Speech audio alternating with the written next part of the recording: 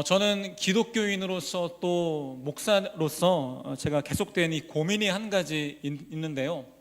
그 고민이 무엇이냐면 바로 왜 하나님의 말씀이 우리의 삶 가운데 실제적이고 지속적으로 이 경험되어지지 않을까에 대한 고민을 항상 가지고 있었습니다. 제가 미국에 사역했을 때 특별히 이 청년부 안에서 새신자에게 복음을 전하는 그런 사역을 했는데요. 제가 정말 많은 친구들에게 복음을 전하며 느낀 것은 뭐냐면 생각보다 많은 사람들이 이 복음의 전체 이야기를 들었을 때 마음을 빨리 연다는 사실입니다. 왜냐하면 이 복음에 대한 스토리가 너무나 많은 증거와 확실한 이야기이기 때문에 생각보다 많은 사람들이 쉽게 마음을 오픈하게 되는 것이죠. 그런데 문제는 뭐냐면 이 대부분 시간이 지나면서 이 그들의 마음이 금방 시들어지는 것을 제가 보게 되는데요. 왜냐하면 그들이 이 이야기를 통해서 말씀을 통해서 하나님의 살아계심을 듣기는 들었는데 그들의 실제의 삶을 보니까 하나님의 살아계심과 일하심이 경험되어지지 않다 보니까 결국 그들의 삶 가운데 이 하나님에 대한 믿음이 자라지 않게 되고요, 많은 사람들이 금방 하나님을 떠나게 되는 것을 제가 보게 되었습니다. 그런데 이러한 사실은 이 교회에 다니고 있는 여러 사람들의 삶과도 비슷하다고 제가 생각을 하는데요. 물론 많은 사람들이 어떤 수련회를 통해서 혹은 어떤 이 사건적인 특정한 예배를 통해서 이 부분적으로 하나님의 살아계심을 경험하게 됩니다.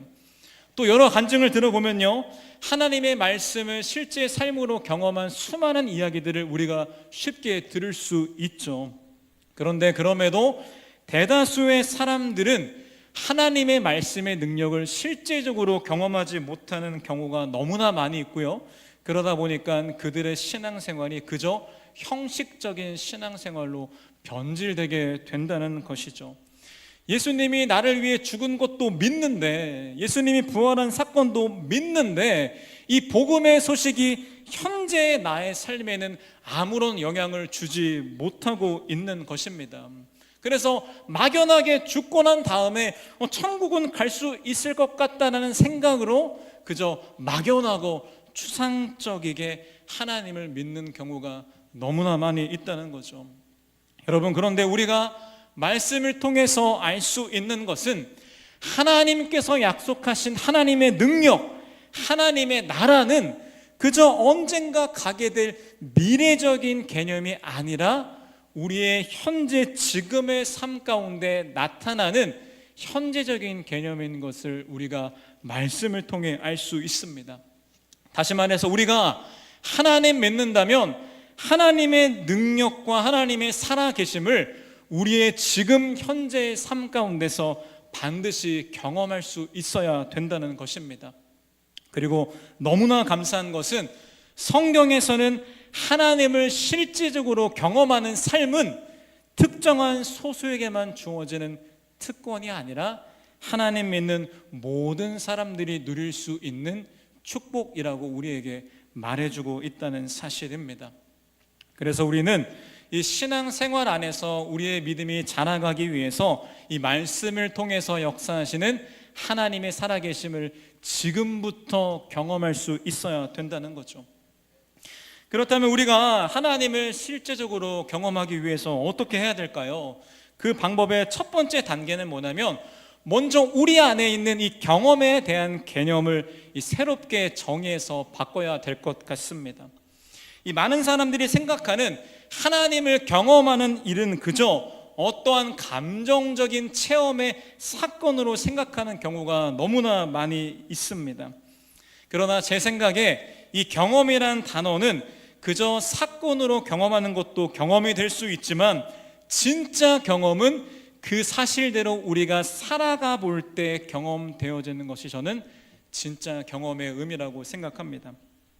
한 가지 예를 들어보기 원하는데, 제가 요즘 많이 하는 예시인데요, 여러분, 운동에 대해서 정말 좋다는 것을 아무리 듣고 어떠한 한 가지 수업을 통해서 운동의 유익에 대해서 한번 경험했다고 칩시다. 이것도 분명히 경험이긴 경험이죠. 그러나 그 한 번 경험한 사람은 절대로 운동을 통해서 건강해진다는 실제 운동의 능력을 경험한 것은 절대로 아닐 거라고 생각합니다. 그렇다면 여러분, 언제 운동의 능력을 진짜 경험할 수 있을까요? 그 한 사람이 꾸준히 운동해 보고 그 운동을 통해서 내 삶이 건강해지는 것을 실제 삶으로 경험한 사람이 바로 운동의 능력을 경험했다라고 표현할 수 있다는 거죠. 그래서 여러분, 우리가 하나님의 능력을 실제적이고 지속적으로 경험하기 위해서는 우리가 반드시 하나님의 말씀을 붙잡고 그 말씀대로 살아봐야 합니다. 그런데 우리의 문제는 바로 이것이죠. 이 말씀대로 살아야 하는 것을 어렴풋이 다 알고 있었는데 우리가 느끼기에 말씀대로 살아가는 것이 너무나 어렵게 느껴진다는 것입니다. 왜냐하면 하나님 믿기 전에 이 죄악된 삶의 습관이 우리에게 그대로 남아 있고요, 우리가 살고 있는 지금 세상이 워낙에 죄악된 세상이다 보니까 이 말씀과 반대로 살아가게 만드는 수많은 유혹과 공격이 우리의 삶을 계속해서 찾아오고 있다는 겁니다. 그러다 보니 하나님 말씀대로 살기 어렵다고 생각해서 쉽게 포기해 버리거나 혹은 말씀대로 살지 않다 보니까 하나님을 지속적으로 경험하지 못하게 돼서 우리의 믿음이 시들해져 버리거나 우리의 신앙생활이 형식적으로 전락해 버리게 되는 것입니다. 여러분, 그래서 우리가 하나님의 살아계심을 반드시 경험해야 되는데요, 경험하기 위해서는 우리가 하나님 말씀대로 반드시 살아봐야 되고요, 말씀대로 살아보기로 하는 우리의 결단을 여러분 절대로 포기해서는 안 됩니다. 한 가지 예를 들기 원하는데요, 아무런 소망이 없던 한 거지 고아가 있었는데 이 거지 고아가 말도 안 되는 은혜를 입어서 어떤 부잣집의 자녀로 입양되었다고 합시다. 그 아버지가 이렇게 말하는 거죠. 아들아, 너는 이제 내 아들이다, 내 딸이다. 너는 이곳에서 모든 것을 누릴 수 있고 나의 자녀답게 행복하게 살아갈 수 있어 라고 말했습니다. 그런데 이 고아였던 거지 아이는 워낙에 거지로 오랫동안 살았기 때문에 아직도 침대에서 자는 것보다는 구석에서 자는 게 더 편한 거죠. 이 냉장고에 있는 좋은 음식 먹는 것보다 이 땅에 떨어진 음식을 먹는 게 더 편한 것입니다. 그렇다면 이 아이가, 이 거지였던 아이가 이 자녀가 되었는데 자녀답게 살아가기 위해서 여러분 어떻게 해야 될까요? 너무 단순하죠. 그 아이가 자녀답게 살아가는 방법을 배워야 되고요, 실제 삶 가운데 자녀답게 살아가는 연습과 훈련을 꾸준히 해야 됩니다. 처음에는 훈련이 불편하겠죠, 어렵겠죠. 그런데 그 삶의 모습을 그냥 방치해 버린다면 이 아이는 자녀가 되었음에도 불구하고 자녀답게 전혀 살지 못할 수 있기 때문에 가장 중요한 것은 신분이 바뀐 것처럼 신분답게 살아가는 연습과 훈련이 너무나 중요하다는 것입니다. 여러분, 그래서 성경은 우리에게 하나님의 자녀로서 해야 하는 이 삶의 훈련에 대해서 계속 강조하고 있는데요, 말씀 한 구절 보도록 하겠습니다. 디모데전서 4장 7절에서 8절 말씀인데 우리 함께 이 말씀을 큰 소리로 같이 읽도록 하겠습니다. 시작.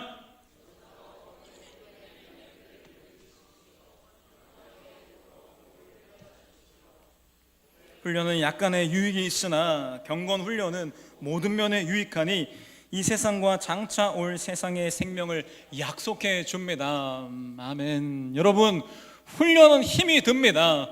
그럼에도 주님께서 우리에게 훈련을 권면하고 있는데요, 왜 권면하냐? 여러분, 이 훈련의 목적은 내가 하나님께 더 사랑받고 인정받기 위해서 하는 훈련이 아닙니다. 우리는 이미 예수님을 통해서 하나님의 자녀가 되었고 사랑받고 있는데 우리가 자녀됨의 축복을 온전히 누리기 위해서 세상의 유혹으로부터 우리가 승리하기 위해서 우리에게 주어진 믿음의 경주를 완주하기 위해서 우리는 이 훈련을 감당해야 하는 것이죠. 여러분, 너무나 감사하게도 많은 성도님들이 마음밭이 워낙 좋아서 이 하나님 말씀에 대해서 너무나 경청해 주시고 적으시는 분들도 너무나 많이 있는데요, 여러분, 제가 한 가지 추가해서 부탁하고 권면하고 싶은 것은 무엇이냐면 이 들은 말씀, 이 적고 이해한 말씀이 거기서 멈추시면 안 됩니다. 반드시 주일에 들은 말씀을 가지고 적어도 한 가지 이상 기억하셔서 한 주간의 삶 동안 그 말씀을 살아보기 위해서 여러분 몸부림치는 훈련이 우리에게 반드시 필요하다는 것입니다. 그렇게 말씀을 삶으로 살아내는 훈련이 분명히 고되고 어려울 수 있지만 훈련이 반복되면 반복될수록 우리 삶 가운데 살아계신 하나님을 더 많이 경험하게 될 수 있다는 거죠. 그래서 오늘 설교에서는 말씀을 삶으로 살아내는 훈련이라는 문장이 너무 길기 때문에 이것을 말씀 훈련이라는 단어로 표현하고 싶은데요, 오늘 설교의 내용은 특별히 우리가 이 말씀 훈련을 시작함에 있어서 반드시 기억해야 하는 말씀 훈련의 두 가지 특징에 대해서 함께 나눠보기 원합니다. 여러분, 주님께서 친히 가르쳐 주시고 주님께서 친히 훈련시켜 주시는 이 말씀 훈련에 우리가 기쁨으로 함께 동참하기로 결단하는 시간이 되기를 진심으로 축복합니다. 말씀 훈련의 첫 번째 특징인데요, 우리가 한번 같이 읽도록 하겠습니다. 시작. 어떠한 정죄함도 없다. 주님의 말씀 훈련의 첫 번째 특징인데요, 이 말씀 훈련 과정 속에서는 어떠한 정죄함도 없다라고 말하고 있는 거죠. 여러분, 아마 하나님 말씀대로 살아갑시다 라고 들었을 때 저를 포함한 대부분의 사람들 마음 가운데 어떤 저항감이 느껴질 수 있습니다.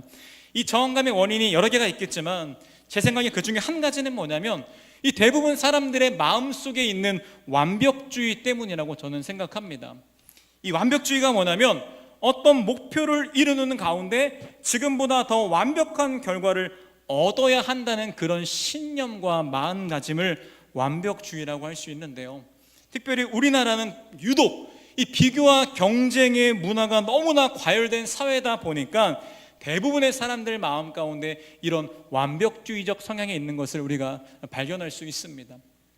이 단어를 얼핏 들어봤을 때 왠지 좋아 보일 수도 있는데요, 사실 이 완벽주의는 우리 삶 가운데 대부분 부정적인 열매를 주는 것 같은데요, 왜냐하면 완벽주의적 성향의 사람들은 완벽하지 못할 일에 대해서는 애초에 시도와 도전을 안 해버리는 경우가 너무나 많이 있습니다. 혹은 완벽주의를 가지고 있는 사람은 어떤 일을 도전하고 시작할 때 너무나 완벽에 가까운 기준을 설정하기 때문에 그것에 달성하지 못하고 이루지 못했었을 때는 훨씬 더 큰 실패감과 두려움을 겪게 된다는 것이죠. 그러다 보니 우리가 하나님의 말씀을 삶에 적용하는 일에도 이런 생각이 깃들게 되는 것 같은데요, 이런 경우입니다. 나의 삶을 지금까지 보니까 나는 연약하고 부족하고 내 커리어와 일들이 너무나 많아서 내가 하나님 말씀대로 살아가는 것은 애초에 안 될 것 같은데 라고 생각하면서 애초에 하나님 말씀을 따라 살아가는 삶을 진에 겁먹고 포기해 버리는 것이죠. 혹은 이전에 말씀 듣고 말씀대로 살아보려고 결단도 해봤고 최선을 다해서 노력도 해봤는데 그렇게 하지 못하고 이내 곧 넘어져 버렸던 이 과거의 실패의 경험 때문에 하나님 말씀으로 살아가야 한다는 것에 큰 저항감을 우리가 느끼게 될 수 있다는 것입니다. 이처럼 수많은 저항감과 실패감에 시달리는 우리에게 예수님께서 말씀 훈련의 첫 번째 특징을 우리에게 말씀해 주고 있는 것인데요, 그 말씀의 내용이 바로 오늘 1절 말씀에 기록되어 있습니다. 함께 읽겠습니다. 시작. 아멘. 주님의 말씀인데요, 그리스도 예수 안에 있는 사람들은 정죄를 받지 않습니다라고 이 말씀에서 선포하고 있습니다. 여기에 사용된 이 정죄라는 단어는 헬라어로 이 카타크리마라는 단어인데요, 이 단어가 어떤 단어냐면 이 법정에서 쓰이는 법률 용어인데 이 죄에 대한 형벌과 선고, 심지어 그 형벌에 대한 처벌까지 다 포함하고 있는 단어가 바로 이 카타크리마, 이 정죄라는 단어입니다. 그런데 이 말씀을 보니까 우리가 예수님을 믿고 나서 예수님 안에 있게 된 순간부터는 우리에게 어떠한 죄에 대한 형벌과 처벌도 다 사라졌다라고 이야기하고 있는 것이죠. 더 쉽게 설명하면 우리에게 주어지는 우리 인생의 어떠한 실패로부터 우리는 완전히 자유를 누릴 수 있게 되었다고 이 말씀이 선포하고 있는 것입니다.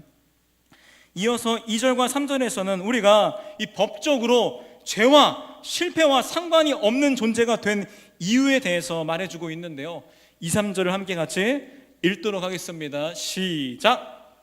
그리스도 예수 안에서 생명을 누리게 하는 성령의 법이 당신을 죄와 죽음의 법에서 해방하여 주었기 때문입니다.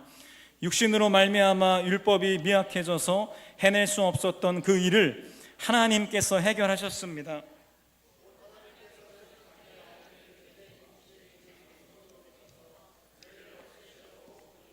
죄의 선고를 내리셨습니다. 아멘.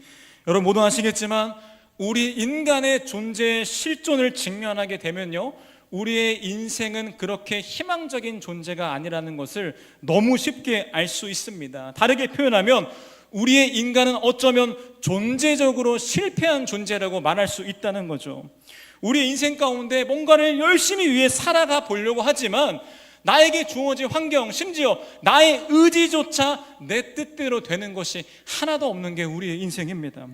그리고 혹여나 내가 어떤 것을 이루고 성취했다고 해도 우리 인생 속에서는 바로 찾아오는 공허함과 허무함의 문제에 시달리게 될 수 있고요, 그렇게 열심히 아둥바둥 살아갔지만 결국 우리는 언젠지 모르는 그 랜덤한 때에 죽을 수밖에 없는 존재가 바로 우리 인간의 존재의 실존이라는 거죠. 여러분, 이렇게 우리의 존재가 절망적이고 실패한 존재가 된 이유가 무엇입니까? 그 모든 이유는 바로 우리의 죄 때문인데요, 죄를 쉽게 설명하면 이겁니다. 우리가 만들어진 목적이 있었는데 우리 멋대로 목적을 다 버려버리고 내 마음대로 살다 보니까 내가 망가져 버린 것입니다. 내가 망가지고 실패하게 되어 버린 것이죠. 이게 바로 죄로 인한 우리의 인생의 실존이라는 것입니다. 그런데 이런 우리에게 기쁜 소식이 들려오게 되었는데요, 하나님께서 우리를 너무나 사랑하셔서 이렇게 망가져버린, 이미 실패해버린 우리를 고치고 회복하기 위해서 예수님을 죄악된 인간의 모습으로 이 땅에 오게 하셨다는 거죠. 그리고 우리가 마땅히 받아야 할 모든 죄와 죽음과 실패와 망가짐의 처벌을 우리 대신 예수님께서 대신 감당해 주신 것입니다. 어떻게요? 예수님이 십자가에서 우리 대신 죽으심을 통해서 우리의 모든 죄와 저주와 이 실패를 대신 감당해 주신 것이죠. 그렇게 예수님께서 우리의 죄에 대한 모든 형벌을 이미 대신 받아주셨기 때문에 우리는 예수님을 믿는 순간부터 모든 정죄와 실패로부터 완전히 자유롭게 될 수 있는 것입니다. 그리고 심지어 예수님은 부활하심을 통해서 우리가 앞으로 짓게 될 모든 죄와 실패의 문제까지도 예수님이 대신 해결해 주셨다는 거죠. 즉 우리는 예수님 때문에 과거의 죄와 실패, 현재의 죄와 실패, 미래의 죄와 실패로부터 완전히 자유롭게 된 것입니다. 이처럼 정죄함과 실패가 없다는 것에 대한 예시를 하나 들기 원하는데, 어떤 학생이 이 소수가 듣는 수업을 듣게 되었는데 이 수업을 이 학생이 너무나 좋아하는 수업이다 보니까 열심히 공부를 하는데요, 이 학생의 마음의 두려움이 뭐냐면 점수를 받지 못할까 하는 두려움이 너무나 많이 있었습니다. 왜냐하면 상황적으로 점수를 잘 받아야 하는 그런 상황이었던 것이죠. 그렇게 긴장하다 보니까 공부에 집중도 못하고 계속 실수를 했었습니다. 그때 이 학생이 용기를 내서 교수님을 찾아갔죠. 교수님, 저 이 수업 진짜 너무너무 좋은데 점수를 받지 못할까 하는 이 실패감 때문에 제가 공부에 집중할 수 없어요. 어떻게 해야 되죠? 라고 고민을 터놓았습니다. 그때 교수님이 고민하다가 이런 파격적인 제안을 했습니다. 지금부터 이 수업을 듣는 모든 학생들의 점수를 A+로 내가 확정 지어 줄 거야. 너네는 그저 이 수업을 끝까지 완수만 한다면 너희 점수는 A+로 결정되었어 라고 이렇게 파격적인 제안을 해 주었다는 겁니다. 다시 말하면 이 학생들은 그 교수님의 선포를 통해서 점수를 맞지 못할까 하는 실패로부터 완전히 자유롭게 되었다는 것이죠. 이후에 학생들이 어떻게 했을까요? 열심히 공부하겠죠. 그런데 어떤 학생은 연약함 때문에 늦게 일어나서 잠깐 지각을 했습니다. 원래 지각은 실패죠. 그런데 점수가 이미 A+로 확정되었기 때문에 더 이상 지각이 실패로 여겨지지 않는 것입니다. 혹은 어떤 학생은 숙제를 조금 부족하게 해올 수도 있습니다. 어떤 학생은 시험 봤는데 점수를 조금 못 맞을 수도 있죠. 과거에는 그 모든 것이 실패였는데 이미 교수님이 A+를 결정 지어 주었기 때문에 더 이상 그들의 실패는 실패가 아니게 될 수 있었다는 겁니다. 왜냐하면 교수님이 이미 학생들의 점수를 A+로 확정 지어 주셨기 때문입니다. 이것이 바로 정죄함이 없는, 이것이 바로 평가에 대한 실패가 없는 예수님 안에 우리의 모습을 나타낸 이야기입니다. 여러분, 사람들의 인정을 갈구하는 삶이 얼마나 피곤하고 비참한지 아십니까? 수많은 비교와 경쟁 속에서 다른 사람의 평가와 판단에 시달리는 삶이 얼마나 피곤하고 비참한지 아십니까? 그러나 우리는 필연적으로 세상을 살아가면서 그런 비교와 경쟁에 시달릴 수밖에 없는데요, 우리가 예수님 안에 있게 된 후로부터는 세상 사람들과 완전히 달라지게 되는데, 우리는 이미 완전하신 예수님의 사랑과 인정을 받게 되었기 때문에 더 이상 사람들의 인정을 갈구하는 그런 삶이 아니라 이미 얻게 된 하나님의 사랑과 인정 안에서 자유와 행복을 누릴 수 있는 삶이 될 수 있다는 겁니다. 때로는 내가 넘어질 때에도, 때로는 내가 말씀대로 살아가지 못할 때에도, 때로는 내가 실수한 그 순간에도 나의 실수 때문에 나를 향한 하나님의 사랑과 인정이 바뀌는 것이 아니라 날 위해 죽으시고 부활하신 예수님의 십자가 때문에 나를 자녀 삼아 주셨기 때문에 나를 향한 평가, 나를 향한 주님의 A+는 절대로 변하지 않는다는 사실입니다. 이것이 바로 정죄함이 없는, 실패가 없는 우리의 삶의 모습이 될 수 있다는 것이죠. 그런데 간혹가다 어떤 사람들이 이 정죄함이 없다는 이 의미에 대해서 이 잘못 적용하는 경우가 생길 수 있는데요, 예를 들면 이런 경우입니다. 아싸! 이제 정죄함 없으니까, 나에 대한 실패 없으니까 내 멋대로 살아도 되겠네. 그러면서 주일날 계속 예배 안 나오게 되고요, 쉽게 죄를 지으면서 너무나 쉽게 어차피 주님이 다 용서해 준다고 했으니까 괜찮아라고 생각하면서 이 복음의 은혜를 너무나 싸그려 취급하면서 삶의 잘못된 자유를 누리는 경우가 나타날 수 있다는 거죠. 이런 상황에 대해서 유명한 보네퍼 목사님이 이 자신의 책에 이런 복음에 대한 잘못된 적용에 대해서 이런 표현을 썼는데요, 값싼 은혜라는 표현으로 이런 내용들을 설명했습니다. 값싼 은혜가 무엇일까? 참된 회개 없이도 주님께서 십자가로 나의 모든 죄를 그냥 용서할 거라는 잘못된 생각이 바로 값싼 은혜입니다. 예수님을 닮아가야 하는 나의 목적을 다 버리고 내 멋대로 살아가는 이 잘못된 신앙생활의 모든 모습이 바로 값싼 은혜의 모습이라는 거죠.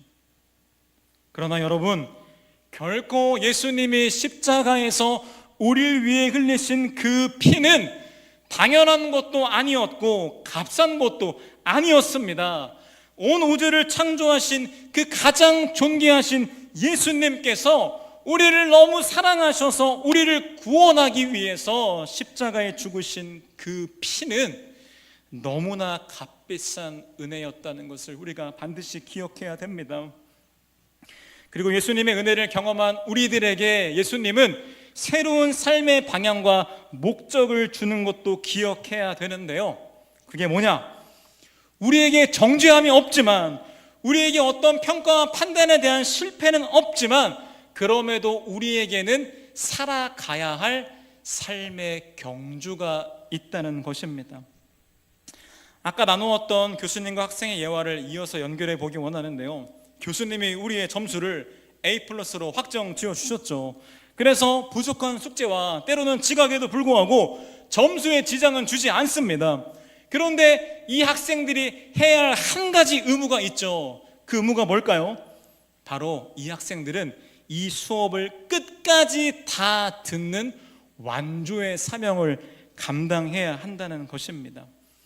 때로는 시험 못 보더라도, 숙제 못 하더라도, 때로는 지각하더라도 이 학생들에게는 이 수업을 끝까지 최선을 다해서 수강해야 될 의무가 주어졌다는 거죠. 여러분, 그래서 우리가 예수님 안에서 정죄함이 없다는 것에 대한 의미를 우리가 새롭게 정리해 보면요, 이 의미는 내 인생에 대해서 마음대로 살아도 된다는 의미가 아니라 우리가 사명의 삶을 살아가는 가운데 우리에게 끝없는 은혜의 기회가 주어진다는 것을 의미한다는 사실입니다. 이 말씀을 우리 삶 가운데 적용해 보면요, 먼저 우리는 하나님이 주신 사명에 따라서 여러분 정말 최선을 다해 살아가야 됩니다. 그런데 연약한 우리는 또 넘어질 때가 있겠죠. 이전에 넘어질 때면 며칠 동안 정죄감에 시달려서 나는 역시 안 돼, 나는 역시 말씀대로 살아갈 수 없어 라고 자책하면서 내 안에 죄책감에 함몰되었더라면 예수님 안에 정죄함이 없다는 사실을 기억하는 우리의 반응은 완전히 달라지게 됩니다. 여전히 나는 넘어지고 실수했지만 예수님 안에 있는 나에게는 정죄함이 없기 때문에 또 나에게 새로운 은혜의 기회가 주어졌구나, 다시 더 힘을 내서 다시 열심히 은혜의 기회를 잡고 말씀대로 살아가 봐야지, 열심히 나의 인생의 목적에 맞게 예수님 닮아가는 삶을 살아가야지라고 새롭게 삶의 결단을 할 수 있게 되는 것입니다. 여러분, 저는 기독교인으로서 또 목사로서 진짜 열심히 살아가려고 최선을 다하거든요. 그런데 제 안에도 여전히 완벽주의적인 기질이 있다 보니까 항상 제가 목표한 대로 살아가는 날은 별로 없습니다. 이전에는 그렇게 실패했을 때 제 안에 죄책감도 많았고요, 스스로를 이렇게 채찍질하면서 나에게 관대하지 못했었습니다. 그런데 주님께서 저에게 이 말씀의 의미를 알게 해주셨는데요, 이 정죄함이 없다는 것은 나의 삶의 매 순간에 새로운 기회를 주시는 하나님의 은혜와 사랑인 것을 제가 마음으로 깨달아 경험하게 되었습니다. 그때 이후로 여러분, 저는 지금도 자주 넘어지는데요, 넘어지는 순간에 저는 정말 놀라운 자유와 기쁨을 제가 실제로 경험하고 있다는 것입니다. 물론 저는 승리했을 때도 기쁨을 누리죠. 하지만 이후에는 넘어졌을 때에도 여전히 나에게 주어진 그 은혜의 기회로 인해서 말로 형언할 수 없는 기쁨과 자유를 제가 매일의 삶 가운데 실제로 누리고 있다는 것입니다. 사랑하는 여러분, 예수님 안에 있는 우리에게는 더 이상 정죄와 실패는 없습니다. 이것은 우리가 마음대로 살아도 된다는 것이 아니라 우리는 넘어지고 또 흔들리지만 주님께서 그런 우리에게 말씀대로 살아갈 수 있는 매일의 은혜의 기회를 매 순간 우리에게 공급해 준다는 복음의 기쁜 소식입니다. 그래서 우리가 말씀대로 살아가기로 결단했으면 좋겠습니다. 넘어질 때마다 죄책감에 사로잡혀서 포기하는 것이 아니라 여전히 우리 눈앞에 있는 은혜의 기회를 기억하면서 끝까지 말씀 훈련을 포기하지 않고 완주하기로 결단하는 우리가 되기를 진심으로 축복합니다. 다음으로 기억해야 하는 두 번째 말씀 훈련의 특징인데요, 우리 함께 같이 읽도록 하겠습니다. 시작.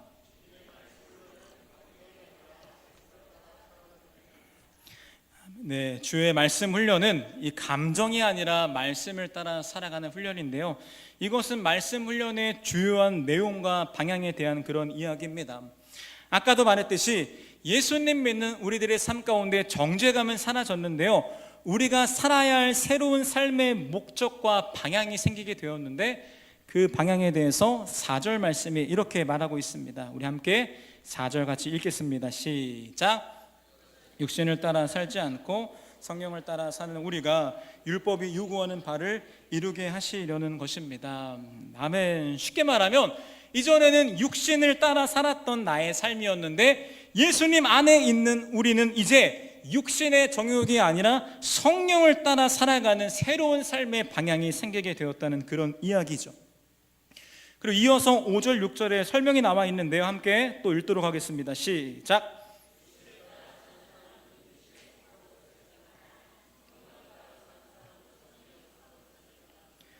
육신에 속한 생각은 죽음입니다. 그러나 성령에 속한 생각은 생명과 평화입니다.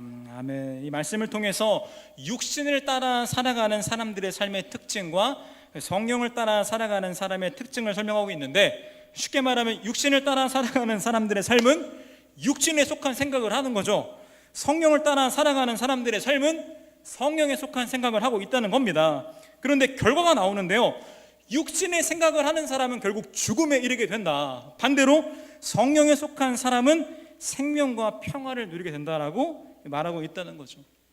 여기서 말하는 육신이라는 단어는 이 사륵스라는 단어를 쓰고 있는데, 이 단어는 그냥 이런 육체가 아니라 이 감각을 지배하는 내 욕망, 이 자기 중심적인 이 셀피시한 생각을 의미하는 것이 바로 이 사륵스라는 단어거든요.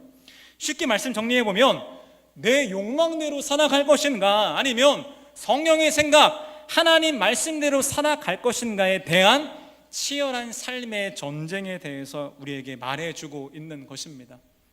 여러분은 둘 중에 어떤 것을 선택하고 싶으실까요? 이렇게 여러분 말씀만 텍스트로 보면 너무나 쉽습니다. 왜냐하면 육신의 생각은 죽는데요, 너무 싫죠.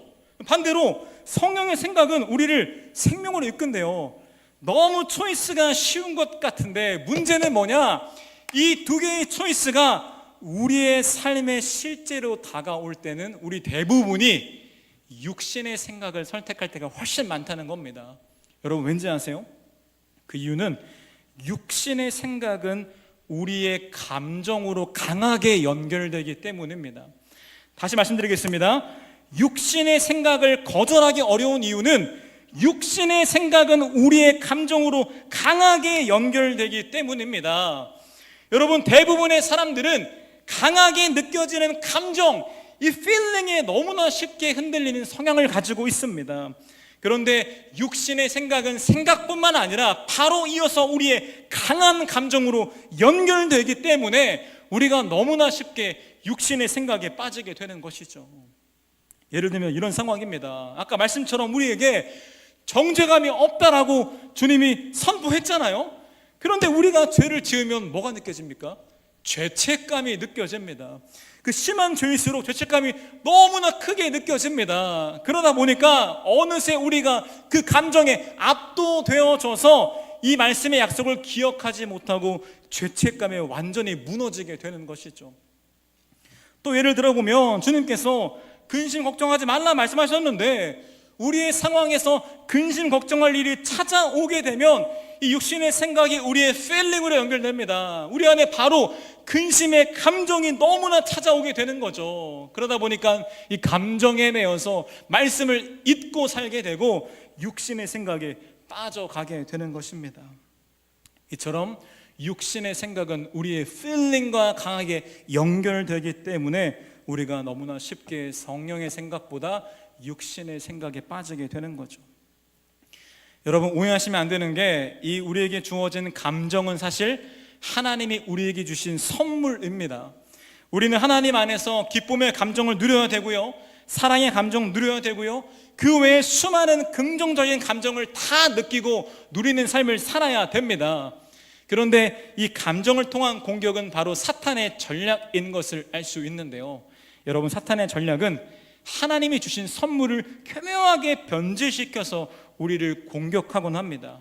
예를 들면 물질의 풍요, 여러분 나쁜 것이 아닙니다. 그 풍요를 가지고 선한 것들에 흘려보내면 되는 것인데, 사탄이 교묘하게 물질의 풍요를 변질시켜서 하나님을 대신할 우상으로 만들어 버린 것입니다. 그로 인해 수많은 죄의 열매가 생겨나게 되는 거죠. 또 여러분 성적인 관계, 여러분 이것은 더럽고 추악한 게 아닙니다.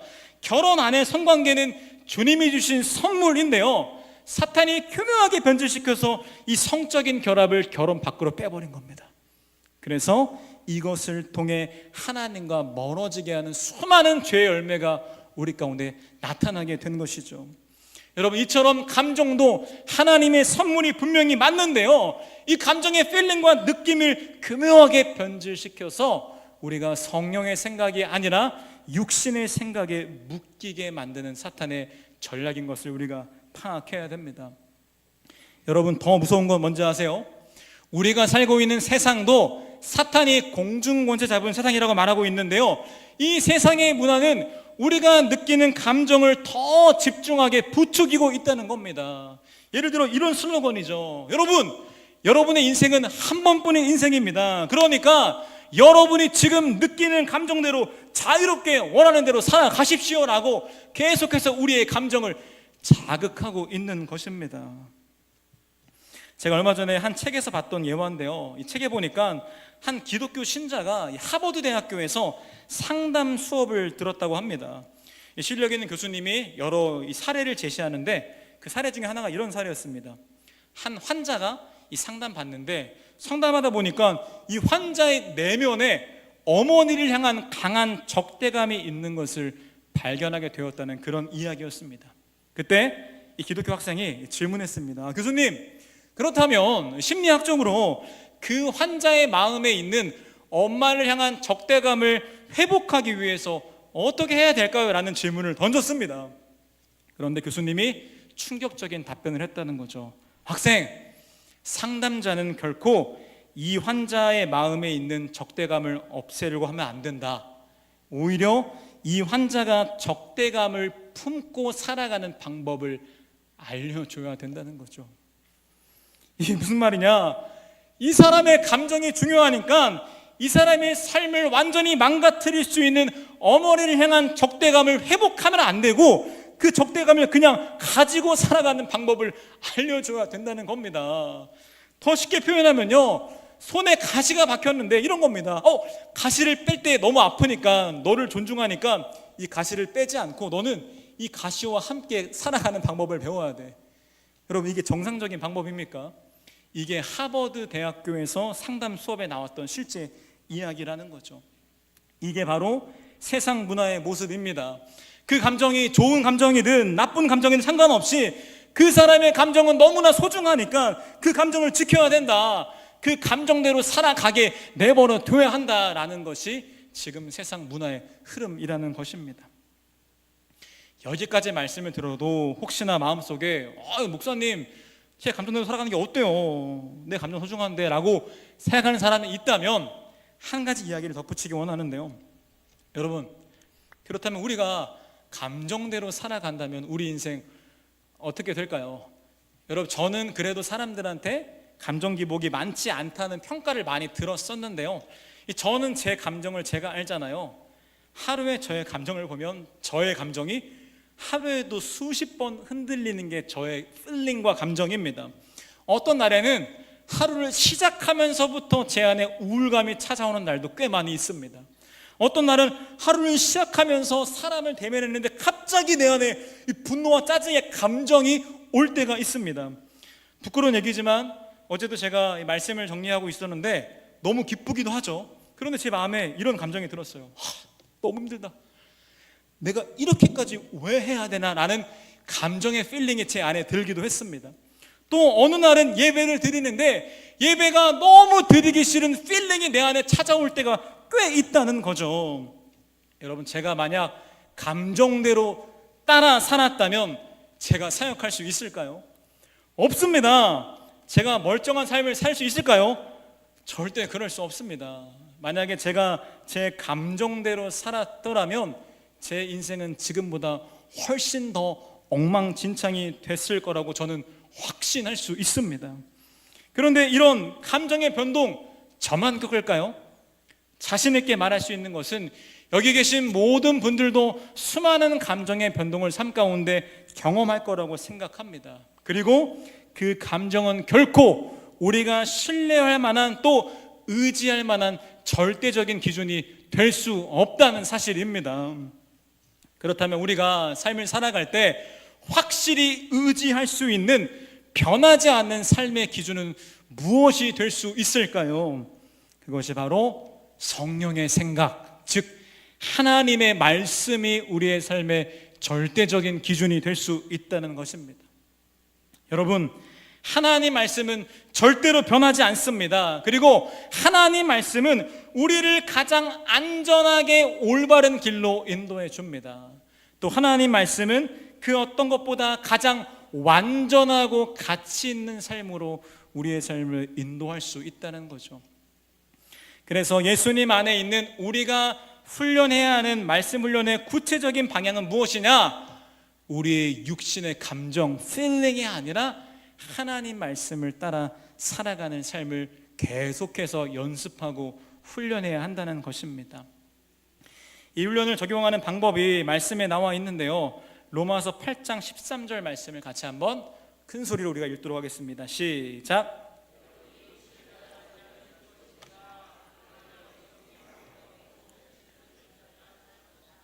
아멘. 이 말씀 보니까 이렇게 써 있습니다. 여러분이 성령으로 몸의 행실을 죽이면 살 것이다 라고 기록하고 있습니다. 여기서 죽이면이라는 단어는 헬라어로 타나토테라는 단어를 쓰고 있는데, 이 단어에 포함된 재미있는 의미는 뭐냐면 폭력적이고 총체적이라는 의미가 들어있는 단어가 바로 이 타나토테라는 단어입니다. 그래서 우리가 말씀 훈련을 어떻게 해야 되냐? 방법은 쉬운데요, 하나님이 기뻐하지 않는 육신의 감정이 나올 때면 우리는 총체적이고 폭력적으로 그 감정을 거부해야 한다는 것입니다. 다시 말해, 이전에는 내 감정이 나올 때 내 감정은 소중해 이랬다면, 이제는 육신의 생각과 이 필링은 내가 하나님 경험하지 못하게 막는 방해물이라는 것을 기억하며 적극적으로 육신의 감정에 저항해야 한다는 것이죠. 그렇다면 가장 크게 저항하는 구체적인 방법은 무엇일까요? 방법은 단순한데요, 내가 느껴지는 감정과 반대로 말하고 행동해 보는 것입니다. 다시 한번 정리 좀 드리겠습니다. 내가 느껴지는 육신의 감정과 반대로 말하고 행동해 보는 것입니다. 그런데 너무나 신기한 것은 이게 될까 싶기도 하지만, 그렇게 내 필링과 반대로 말하고 행동하다 보면 어느새 나의 육신의 감정이 성령이 주시는 감정으로 변화되는 역사를 경험할 수 있다는 거죠. 팀 켈러 목사님이 썼던 이 결혼을 말하다라는 책이 있는데, 그 책에 나온 내용을 보니까 이 결혼 생활을 제가 해보진 않았지만 이 설레임의 콩깍지가 시간이 지나면 사라진다고 합니다. 아니면 작아진다고 합니다. 맞을까요? 전 뭐 결혼을 잘 안 해봐서. 그런데 이 책에 말하는 것은 그 사랑의 감정이 필링으로 사라졌음에도 불구하고 그 사랑을 유지할 수 있는 방법을 말해주고 있는데요, 그 방법이 무엇이냐? 느껴지는 감정이 아니라 의지와 행동으로 사랑을 계속해서 표현할 때 그 사랑이 더욱더 깊어질 수 있다고 이야기하고 있습니다.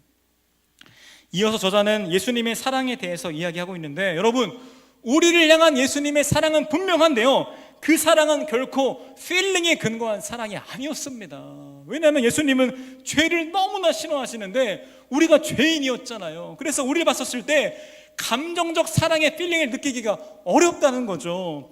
그런데 예수님의 사랑은 감정에 의지한 필링의 사랑이 아니라 하나님의 약속에 근거한 의지적인 사랑이었기 때문에, 행동하는 사랑이었기 때문에 그 사랑이 변하지 않았고 그 사랑으로 인해서 우리가 구원과 자유를 얻게 되었다는 것입니다. 여러분, 하나님이 우리에게 주신 여러 축복이 있는데 그 중에 한 가지가 뭔지 아십니까? 바로 자유의지입니다. 자유의지가 뭐냐면 내가 느껴지는 것과 상관없이 우리는 말하고 행동할 수 있는 힘이 있다는 거죠. 한번 실험해 보겠습니다. 여러분, 저를 따라해 보세요. 하나님, 모두 갈 때까지 계속 할 겁니다. 하나님, 감사합니다. 하나님, 사랑합니다. 여러분 잘 보세요. 지금 이 중에서 우리 안에 하나님을 향한 감사와 사랑의 필링이 없었음에도 불구하고 우리 모두는 그 말을 말할 수 있었습니다. 여러분, 이게 바로 주님이 주신 자유의지의 능력인데요, 우리가 느껴지는 필링과 상관없이 우리는 말씀을 따라 행동하고 말할 수 있다는 겁니다. 이것이 바로 가장 적극적인 저항 방법이 될 수 있다는 거죠. 그리고 우리가 한 가지 더 기억해야 할 사실이 있는데, 그 내용이 13절에 또 기록되어 있거든요. 다시 13절 읽도록 하겠습니다. 시작. 여러분이 육신을 따라 살면 죽을 것입니다. 그러나 여러분이 성령으로 모맹시를 죽이면 할 것입니다. 보니까 여러분이 성령으로 모맹시를 죽이면, 다시 말하면 우리가 저항하고 우리가 싸우긴 해야 되지만 내 힘이 아니라 성령으로 우리가 몸의 행실에 저항하면 우리가 승리할 수 있다는 겁니다. 여러분, 성령님의 동행하심은 우리가 느낄 땐 있고 못 느낄 때 없는 이런 게 아닙니다. 성령님이 우리와 함께 하시는 것은 우리의 필링이 아니라 하나님 말씀의 약속으로 예수님 믿는 순간부터 우리와 항상 함께 하시는 것이 바로 성령님의 동행하심입니다. 그래서 우리는 이 치열한 육신의 생각을 죽이는 과정에서, 반대로 말하고 행동하는 과정에서 수많은 힘이 필요하거든요. 그때 성령님을 의지하시면 되는 거죠. 어떻게 의지할 수 있을까요? 너무나 쉬운 방법입니다. 바로 우리가 성령님께 기도하시면 됩니다. 여러분, 기도가 뭔지 아세요? 기도는 바로 충전기입니다. 우리가 기준을 잡았죠.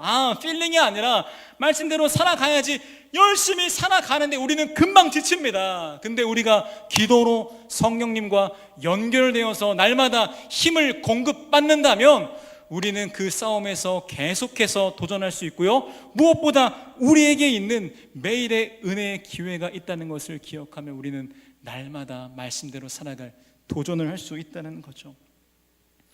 여러분, 저에게 참 좋지만 저에게 힘든 그런 이 기준이 있는데요, 저는 신기하게 제가 이 말씀으로 살아보지 못한 것을 전하기가 좀 힘든 그런 성향의 사람입니다. 그래서 제가 오래전에 이 말씀을 묵상하고 설교 준비는 한 주 동안 했지만 이 말씀을 제가 한번 적용해 봤습니다. 진짜 될까 궁금했던 거죠. 최근에 저에게는 이 삶의 환경이 풀리지 않다 보니까 제 안에 이 부정적인 마음들이 많이 드는 그런 시기였는데요, 이 말씀대로 진짜 일어나자마자 무기력을 느낄 때가 진짜 많았습니다. 그전에는 거기에 이렇게 몰두하고 있었죠. 근데 한번 말씀대로 기도합니다. 성령님, 제 안에 지금 무기력이 이 필링으로 느껴지는데 한번 제가 오늘 이 필링과 반대로 살아보기 원합니다. 힘을 주세요라고 제가 기도를 합니다. 여러분, 그리고 제가 진짜로 조금 미친 사람처럼 무기력하지만 더 활기차게 행동하고 말을 해봅니다. 그런데 정말 신기한 것은 그렇게 되어지더라고요. 또 다음날이 왔습니다. 다음날에 제 마음에 이 사랑이 결여된 것 같은 이 마음이 너무나 막 드는 거죠. 또 기도합니다. 성령님, 제 마음에 사랑이 하나도 없습니다. 남을 향한 마음이 없습니다. 근데 제가 한번 이것과 이 반대로 살아보겠습니다 라고 기도합니다. 그리고 사람 만날 때마다 더 열심히 인사하고 더 열심히 사랑을 표현합니다.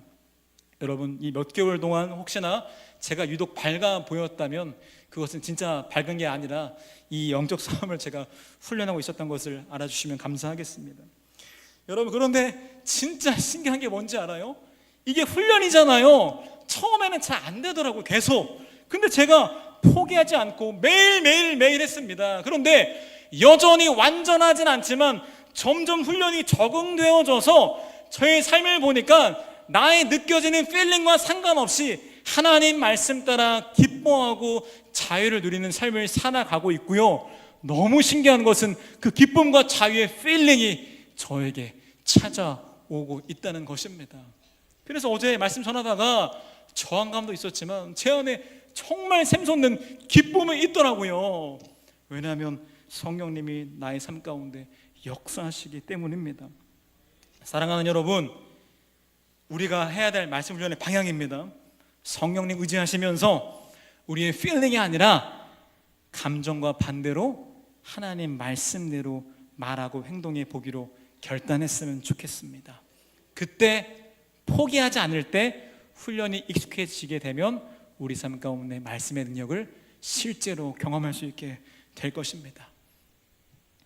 결론의 말씀 드리겠습니다. 반주해 주시고요. 사랑하는 여러분, 우리가 예수님 안에 있는 기독교인이잖아요. 우리는 반드시 하나님의 살아계심을 현재의 삶 가운데 경험할 수 있습니다. 그리고 경험하는 방법은요, 어떠한 사건과 체험만이 아니라 우리가 말씀대로 삶을 살아가 볼 때 우리는 삶 가운데 실제적으로 경험되어지는 능력을 경험할 수 있게 됩니다.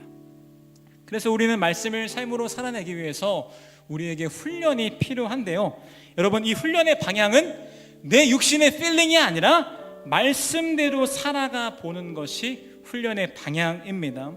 내 안에 부정적인 마음이 찾아올 때, 내 안에 잘못된 죄책감이 찾아올 때 그것과 반대로 말하고 반대로 행동해 보시면 너무 좋을 것 같습니다. 그리고 모든 과정 속에서 내 힘이 아니라 성령으로, 성령님이 주신 힘으로 의지하면서 훈련을 감당했으면 좋겠습니다. 그런데 그럼에도 연약한 우리는 또 흔들리겠죠. 또 말씀을 잊고 살겠죠. 모든 것을 그만두고 싶은 순간이 찾아올 수도 있겠죠. 그때 우리는 다시 로마서 8장 1절로 돌아가면 됩니다.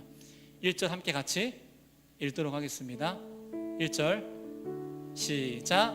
그러므로 그리스도 예수 안에 있는 사람들은, 다시 한번 읽겠습니다. 시작. 아멘.